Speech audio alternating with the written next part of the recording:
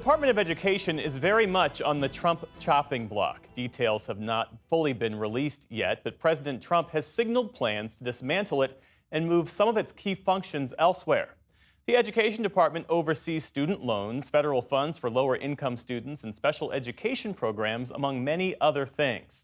Already, the DOGE Group and the administration have put a number of staff on leave and are stopping more than $900 million in contracts that allow for key education research on student and school performance. For more, we're joined now by Laura Meckler, national education writer for The Washington Post. Thanks for being here. Thanks for having me.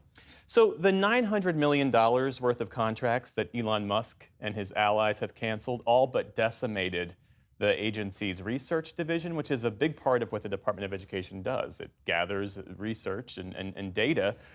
What's the expected impact? Well, a lot of this stuff is sort of low-key stuff that we don't really think about. So, for instance, one of the things that this Institute for Education Sciences does is they do sort of a census of all schools. They gather information about how many schools are there, how many kids are enrolled, what's the demographics of those students, what's the demographics of the teaching force.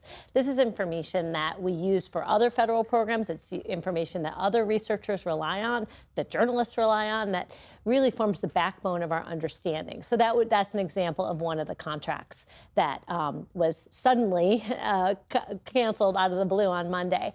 You also have work to evaluate programs, just try to understand better sort of what works and what doesn't, whether it be an early childhood program or a literacy program. So it ranges from sort of big things like that to sort of niche programs. Also, the U.S. participation in international assessments, that whenever you hear data like, well, the U.S. ranks, X or Y against other countries in reading or math, that comes from studies and from testing that's done, and there's a contract to do that testing. That was cut.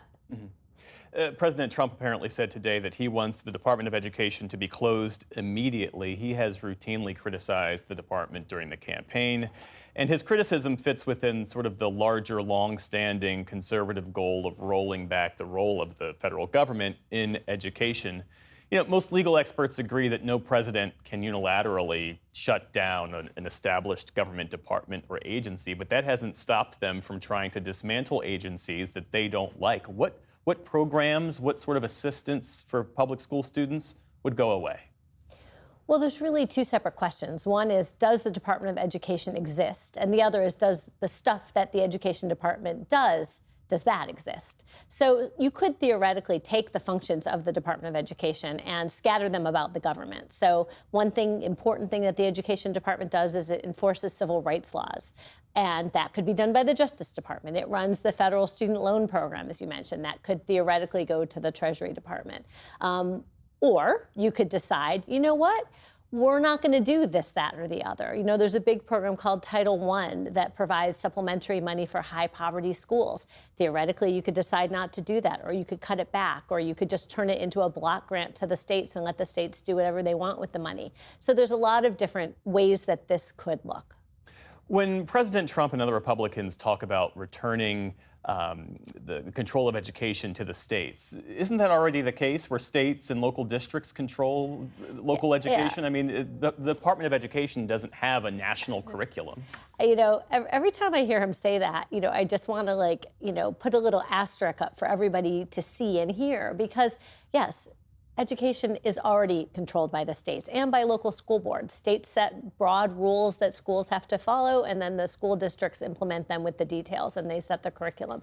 The Department of Education, the federal government, is not controlling education. It is providing some supplemental work. It is enforcing civil rights laws. It has a big role in the federal student loan program for colleges. But, it is not, we would not be returning education to the states. That is where it is largely today. Linda McMahon is set to be the next Secretary of Education. Her confirmation hearing is tomorrow. Where does she fit within Mr. Trump's overall vision for rolling back this department? Well, we should say that Linda McMahon is very close to President Trump. She was co-chair of his transition committee. She was his administrator for the Small Business Administration last time around, one of the people who came back for the second term. So they're very close. He was presume that she will be ready, willing, and we'll see if she's able to implement his vision.